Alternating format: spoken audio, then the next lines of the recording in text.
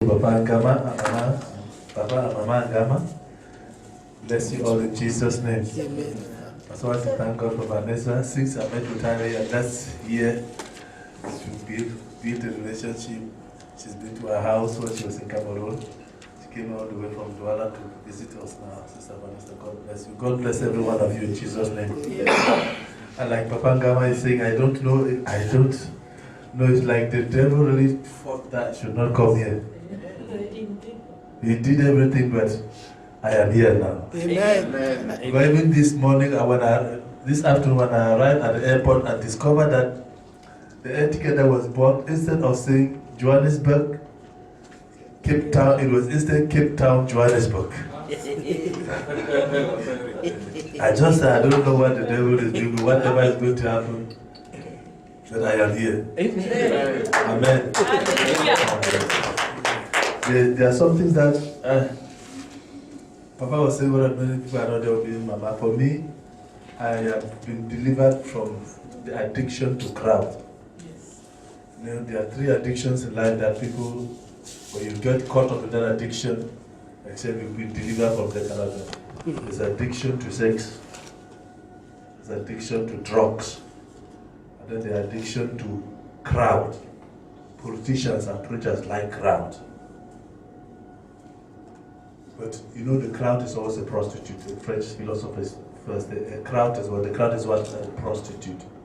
You know, it's the crowd that said crucify him. The very person, you remember Jesus? The very people that wanted to make him king and he refused. When they put an armed robber and him and asked to choose, they said crucify him. Very crowd. So the crowd, I like to see crowd when it's there, but I believe more in hearts that are open and willing to learn. It's better you impact the life of one person that will transform than to meet a big crowd.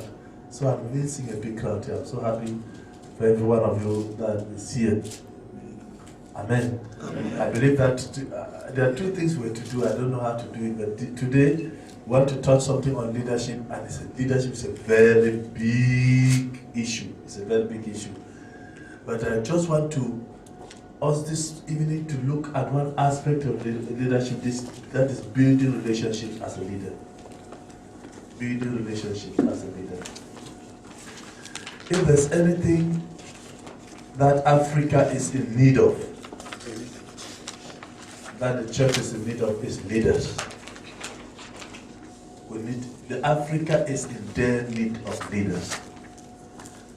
The churches in Africa will need leaders and will need disciples of Jesus. Somebody has said the church in Africa is 1 mile wide. That's about 1.something kilometers wide, about just 2.5 centimeters deep. That means you have crowds, but no depth. You have people who profess to follow Jesus, but only when the conditions are favorable. When it doesn't rain, when everything is fine, then they are celebrating Jesus. And sometimes when it is even too fine, they still forget Jesus. And David prayed a prayer and said, God, make me not to be too rich, or else I will forget you, or too poor, or else I will steal. So just pray for a balanced life. There are some people, whatever happens, they are not committed to God. So the church in Africa is really in need of leaders. In their need of leaders. So our goal this evening, we want to find out what are those things, what is it that help a leader to build relationships, meaningful relationships. And we're going to approach this from about 2 or 3 different angles. I hope we'll be able to have the time. It's already 8 o'clock. So what do we do? We'll go for 30 minutes? 1 hour? 1 hour plus. 1 hour, so some of you will be arriving at home around 9 o'clock or 10. Okay, 1 hour, so 1 hour, okay. So I'm going to approach it from maybe three different perspectives. I want to first answer the question, what makes a leader? What makes a leader? And this, I want to share some insight from a book called Emotional Intelligence. I don't know how many of you have heard about the book. The book was written in 1995 by Daniel Goleman, Goleman, Daniel Goleman, and he did a study of 188 companies, outstanding companies. He wanted to find out what are the characteristics that make outstanding leaders, that make leaders be leaders that are worth the salt. And in this study, he discovered that it is not everyone that is very smart or that has studied so much, that has so many degrees. Not every one of them make good leaders. And not even experience, because some will say that no, it is so many years, because you have been there for so many years, that will make you a leader.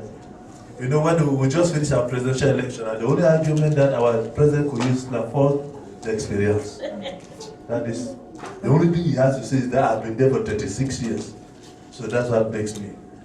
So that somebody has been long in a position does not make that person a good leader, does not make that person an outstanding leader. So, maybe for educationists, we talk of cognitive leaders, leaders who have learned, they have degrees, because I've gone to school, because I have this certificate, I have this diploma, I have this diploma, I have this diploma. So suddenly that qualifies me to be a leader. Of course, the degrees and certificate can make you a positional leader. You know, somebody can be given a position, but the person not actually leading. The real leader in the group will be somebody that is in the group, in the crowd. When you are making a noise or announcement, the people just looking at that leader because they know that he's influencing them. So that's just. So he discovered that it is not so much of education and analytical mind that makes a leader an outstanding leader, or it is not so much experience that makes them outstanding leaders. Though education and experience play a role in helping one to be a successful leader, but this is not what makes great leaders. What he discovered was leaders they use the word emotional intelligence. Those who are led by not just intellectual or experience, but are led by attitude, led by their character. If you want to word, I'm using layman's language. So those who have become great leaders are leaders who lead from the heart, if you want to. Leaders who develop relationships. And so he came up with 5 components. He discovered 5 components that make these outstanding leaders that they call emotional, the attitude emotional intelligence. Because there are so many intelligence, I don't want to go into it. Because I don't want to use this to illustrate. So 5 components that make up a leader that will be outstanding and that has this attribute or capability that I call emotional intelligence. And of course, he built on the works of other people. Going back to Charles Darwin's theories, he built on that. And the first component that he discovered that make them outstanding leaders, leaders that will create impact, leaders that will make a difference in the organization. The first component he found was self-awareness. And this self-awareness is the ability to recognize and understand your mood, emotions, and drives, as well as their effect on others. So the ability, simply put, the ability to understand yourself, your actions, your attitude, and how they affect others. Your moods, your actions, how they affect you and how they affect others. So this was one of the things that he discovered. And these kind of leaders, they have self-confidence. They know what they are doing. They are realistic self-assessment. They don't overestimate themselves. There are people that they know that even though I am so strong, I have a weakness. You know, none of us is complete. Every one of us has a weak side. And that is why a team is needed. When we work as a team, my weakness is covered by the other person's strength. Not so. So, he said, these people, they have a realistic self-assessment. They know what they can do and what they cannot do. And they can put, they know themselves, they know who they are, they're able to talk about themselves freely. They relax. You don't use whatever they have gone through to insult them. Like when I was small, when we used to play, children were saying that, look at him, he has Felix. And I'm very intimidated. But now I know I have Felix, so I didn't talk with my children. I said, I know Felix. You know what they call Felix now? This one. This one is because of poverty. Because poverty, I come from a family that the poor will call us poor. Because the poor will call us poor, that we lack good nutrition at early age. So calcium. That's why, you know, most children see that have Felix, they have calcium deficiency. But God, by His mercy and grace, He saved me. Amen. So if you call me K-leg, it doesn't mean anything. You haven't seen him, even the president of our country, Cameroon, you know his own leg is even better. He's even when he's moving, he's doing a thing like this. He's the president. So you can talk about it. You can freely talk about yourself and relax. So if you think you're insulting me, calling me K-leg, you're joking. That it doesn't mean anything to me. Even with my children, will make a joke of it. At least God gave me 2 legs. What of those who cannot even stand? Are you understanding? Self-awareness, knowing who you are, knowing your strength, knowing your capabilities, knowing what you do, and knowing that what you do affects others. The second component there is self-regulation. Self-awareness, self-regulation. The ability to control or redirect disruptive impulses and moods. The ability to control. At the end, if it is possible, that tomorrow I would like to photocopy this and give it out. Or if you like a project. You like to project? If I had it on my phone, I would have just set it. Okay. We'll project, but if it is possible to photocopy, I'll still want to give out so that you have a summary of what. Is it possible? Yeah. But not at my own cost. No. Okay, so that if you miss it, you have it. I'd like you to have it because I'd like you to work on it. I'd like you to take time to work on it, on this.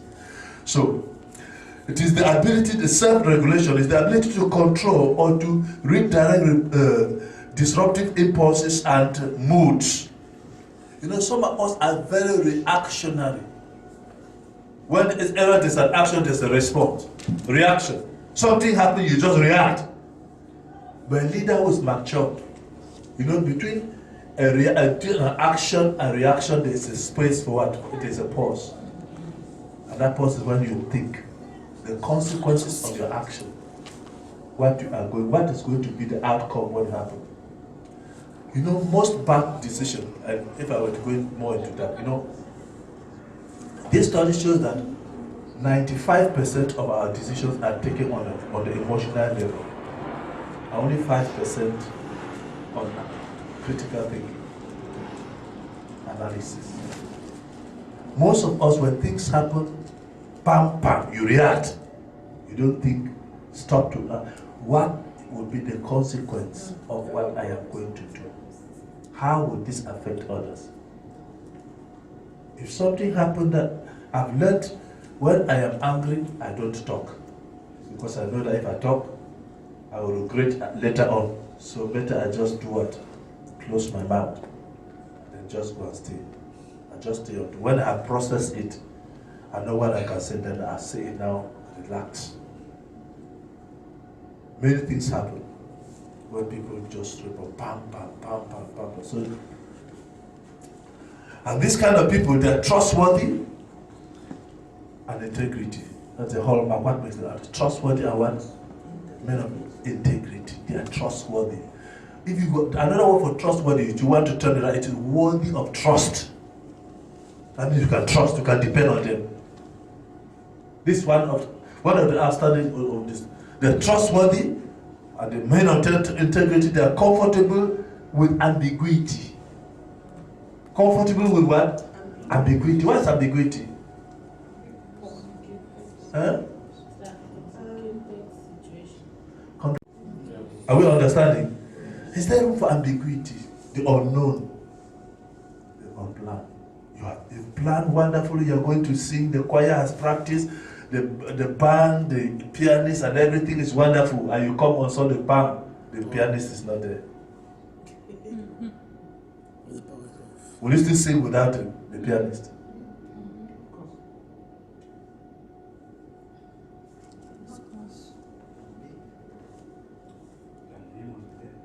Pardon? Plan B. Plan B. Plan B. Yes, so. But in next time, you need to now to reflect, what am I going to do to solve this problem now? Things will not always happen as we have planned, as we wish them to happen. The third thing, the third component of the more emotional intelligence is motivation. A passion to work for reasons that go beyond money or status. The passion to work for reasons that go beyond what? Money or status. A propensity to pursue goals with energy and persistence. Our motivations, we need to find out. Why are you a leader? I know some of you will say, oh, maybe we are not leaders in the church, but every one of us, we are a leader. Either at home, or in school, or in the community, or wherever you are a leader, every one of us is a potential leader. But we need to ask yourself, what motivates me? The things I do, even in the church, what motivates me? Of course, we know that we don't pay leaders in the church. But if it is not money, it is what? Status. How do you call it? Is it elders and deacons, or how do you call it? What is it? Group leader, women leader, youth leader, whatever. Evangelist, big those titles. It is just call you brother. Like when I just finished Bible school some few years ago, I was still very young. One day one sister called me brother. I said, call me pastor. So I wanted her to know what? Your status. How you call me brother? Call me pastor, pastor. Whenever I think about it, I just say, wow.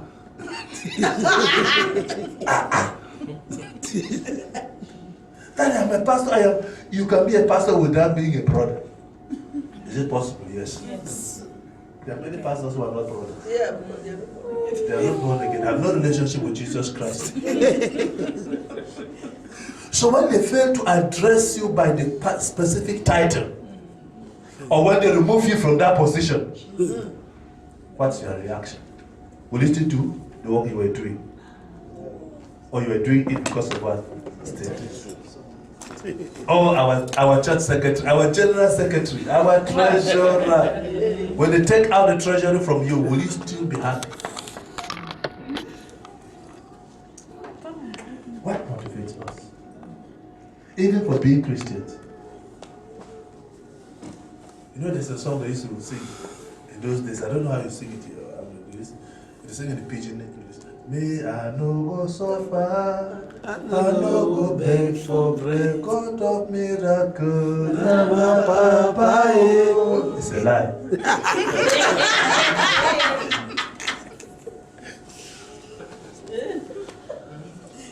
One of the processes, one of the instruments that God used to build us is suffering. Yeah. There are 3 stages in life that you must suffer.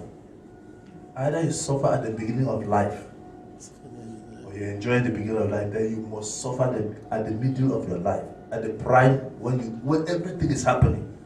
When you think now that you should relax, very soon you see things doing what?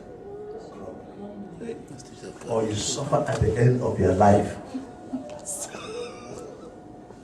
If you don't suffer at the beginning, you will suffer at the middle of your life, the prime of life, or you suffer at the what? At the end. Where complicated diseases will come. All you have invested in their life, they will abandon you. and you'll be found left alone. It happens. Suffering, as long as we live in this fallen world, suffering is inevitable. And it is during those moments that you know who is who. Why are you following God? So that life will be easy. False prophets will be telling you, when you come to Christ, all your troubles will be over. It's a lie. Sometimes when you come to Christ, that's when hell will break loose on you. The forces of darkness will be after you. And when you are growing in your relationship with God, sometimes each moment you have to move to another level, there will be a new attack, a new experience. What's your motivation for being a Christian? So that all your troubles will go? So that everybody will suddenly love you? What's your motivation for being a leader? He discovered that outstanding leaders, what motivates him more is not more. Studies show, and I mean that if you create a business and the primary aim of that business is money, you will not have that money. Do you know that? But if that business is to solve a problem in the community, a real need, you will end up having the money. Because when people see that you are interested in their well-being and not just in their money, they will bring you their money. But when they see that you are interested in their money, they will run away from you. What is your motivation?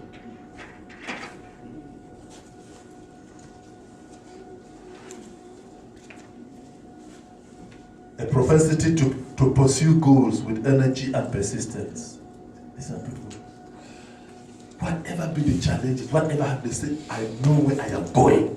There's this old song we used to sing, I have decided to follow Jesus. I have decided to follow Jesus. I have decided to follow Jesus.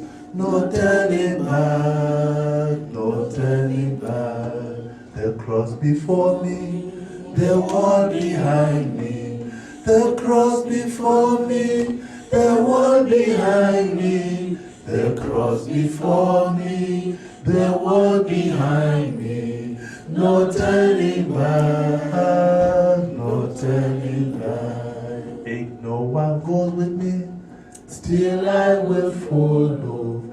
If no one goes with me, still I will follow. If no one goes with me, still I will follow.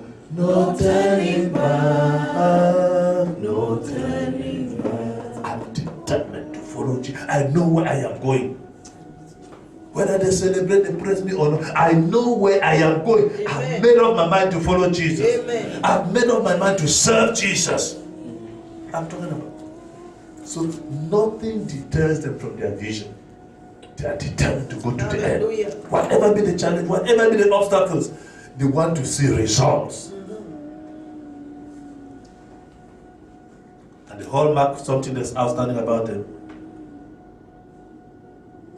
they like to build, develop, they like to see others do well. They want to identify leaders and help them. In fact, if you are a leader and nobody is following you, then you are just taking a walk. That's what John Maxwell said. If you are a leader and nobody is following you, then you are just doing what? Taking a walk. A leader will identify other leaders, other emerging leaders, and start investing in their lives. They like to see other people and develop them and help them to come up. They are optimistic. Even in the face of failure, they know that every dark cloud has a silver lining. After the sun, or after the rain comes what? The sun. Even though it is raining, the sun, it will rain. And the psalmist says, weeping may last for a night, but joy comes in the morning. They know that something is going to happen. They are committed to the organization. As a leader in this church, are you committed to this church? Do you even know the vision of the church? Do you know where the church is going?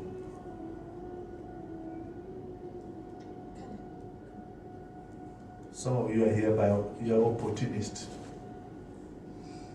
You are just looking for an opportunity. Are you committed? If everybody were to leave, will you remain?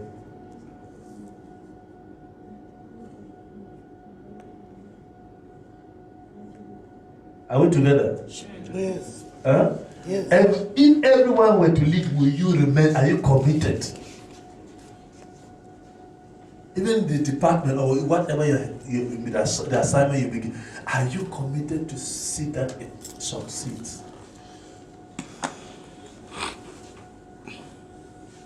The fourth component of the emotional intelligence is empathy. It's not sympathy, empathy. E-M-P-A-T-H. The ability to understand the emotional makeup of other people.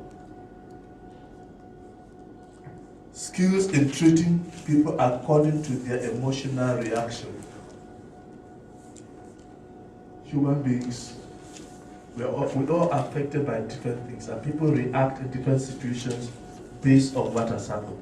Do you know that a woman who has quarreled with the husband at home, or a man who has quarreled with the husband and with the wife at home, will not behave well in the church or even at the job site? Yes. True. Huh? True. We'll be walking and talking on the road alone.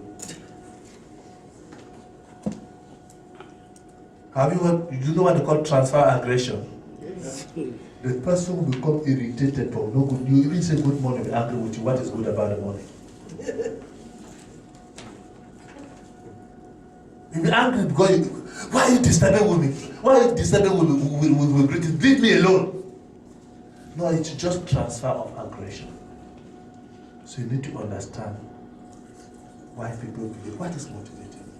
Why are you behaving like? Instead of just shouting, go to the person, call the person. Why are you behaving like this? What is happening? Tell me. What is going on with your life? The person will have to sit down to tell you. And when you understand what is happening with them, you can better help them.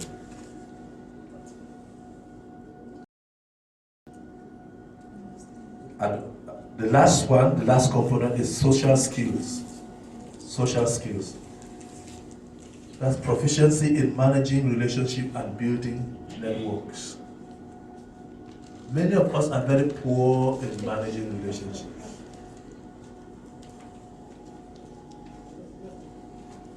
It is said even when you separate with people, when you cross the bridge, don't burn the bridges, because you may need that bridge again one day. Are we together? Mm-hmm. You may do what? Need that bridge again. And it is said that mountains don't meet, but people always do what? They meet. There are people, except your sin partner, if you separate from your sin partner, really run away from them because they are dangerous. Because if you still keep coming together, very soon, you know that it is said that what makes the chimpanzee to eat the millipede is because the chimpanzee was very hungry one day. I was looking for food. When we search and search, it will see the millipede. You search and search, after that, they just pick the millipede and break the thing and eat. The thing was sweet. Since that day, the chimpanzee started looking for the millipede. Which means the moral lesson is that when you run from your sin partner, you're only around.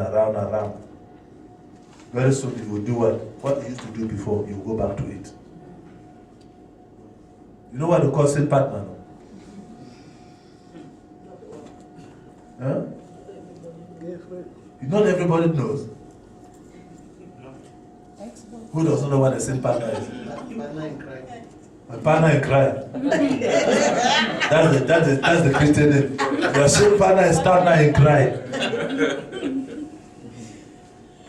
The one that will call you all kinds of names. I say, hey, if I only marry you, you are the only man. If I marry you, all my life will change. All my trouble will be over. But the day you enter his house, what he was doing with you, he will still leave you and continue with another woman. Besides your sin partner, any other person you separate with, whatever be the reason, deal with the issue, maintain the relationship, because you may need that person again one day. Do you understand me? Even bringing people to Christ is not through crusade. Studies show that 70 to 80% of those who come to a church and remain, they came because they knew somebody through relationship. Christ built relationship with people, and that's why he earned their respect. You need to build relationship, even amongst us as leaders. Build relationships. So many of us are too superficial. We don't know one another. Proper, you don't know what that person is going through. And I used to tell people that if your friend, if you tell your friend, pray for me, this is it. I want you to pray for me on this prayer topic, that person is not your friend. If you have to give a prayer topic to your friend, that is not your friend. Because if the person is your friend, the person should know what you are going through. Because you share. Friends don't hide secrets. There's a lot of hypocrisy. Friends don't hide what? Secrets. Friends know this, hide them. A friend is somebody that you tell the person and say, this is what. You know, at a certain point, Jesus said to his disciples, I no longer call you my. No longer call you servant, but what? Friends. They were friends. He will share everything with them. So those 5 components again that he identified. Number 1 is what? Self-awareness. Knowing who you are and what you are, and that your actions, what the things you do affect other people. Number 2 is what? Self-regulation. And that is what? What does that mean? Ability to control and redirect. Yes, the ability to control and redirect is something. When you are angry, what do you do? You know, there's one musician who sang a song. He said, "Come long et content, il fait le promesse. Mais quand la femme se fâche, tous les secrets sont dehors." That's it. When the man is happy, he makes promises. He makes promises. He will promise you heaven and earth. That's when he's happy. And then when a woman is angry, whatever you told her, you say, "No," she will bring it. Bam! You come with the problem.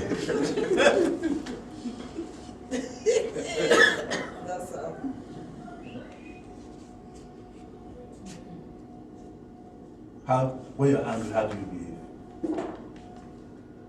When things go out of control, how do you bring them under control?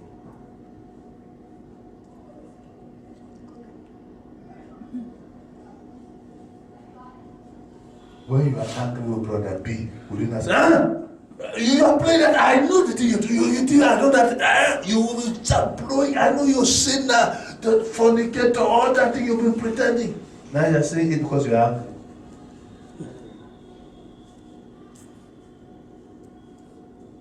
What's the number 3 again? Motivation. Everybody say motivation. Motivation. What is pushing you to do what you are doing?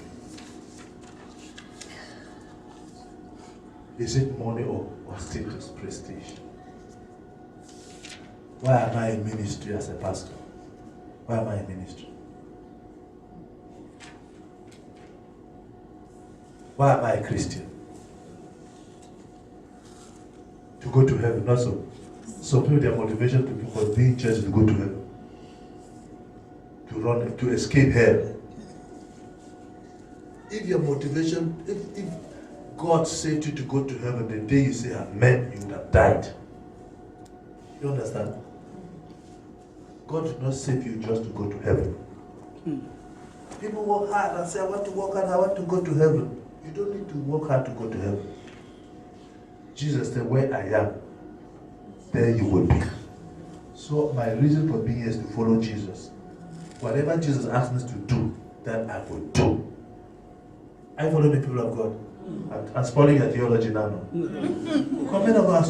We're so worried about going to heaven. We do everything, even want to tread everywhere, even possible to take shortcut to get to heaven, want to go to heaven. No. Don't be worried about heaven. Just follow Jesus. Just obey Jesus. If Jesus will be in heaven, then you find yourself in heaven. Anywhere that I am, then you will be also. And if I'm following Jesus, and if Jesus is in heaven, I don't need to be afraid of heaven because I have no business going to heaven. Hey. You can say that again. Because he said, where I am, there you will be also. Jesus saved me to follow him and to cause others to follow him. To be a disciple and to make disciples. Not just to go to heaven. Some of us are so heavenly focused that we are of no earthly use. You'll be singing wonderful songs in the house, but your lifestyle, your heart is in heaven, but heaven is not in your heart.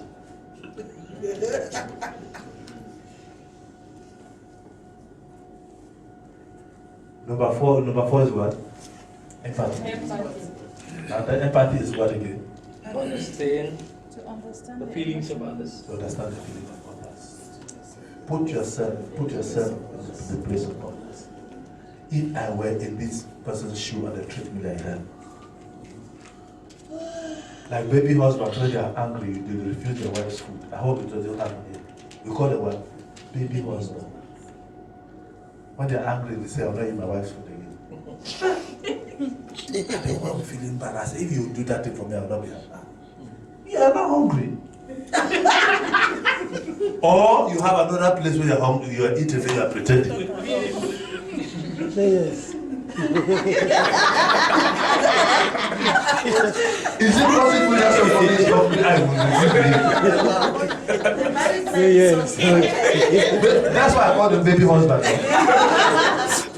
People were not supposed to marry who found themselves in marriage. Not their baby husband. Why are you laughing at me? If you make you cross, what can you can make, I think sometimes. Come and eat. Oh, sugar, come and eat. Oh, big, come and eat. No, the man is not hungry or he's eating somewhere else. But sometimes too, baby wives too with their mouth. Baby wife. Now, should I tell you a story? Yes, Papa. There was this lady who went to the priest and told the priest that my husband does not come home. When he close on work, he comes home late in the night. The priest listened. So what happened? When he comes, what do you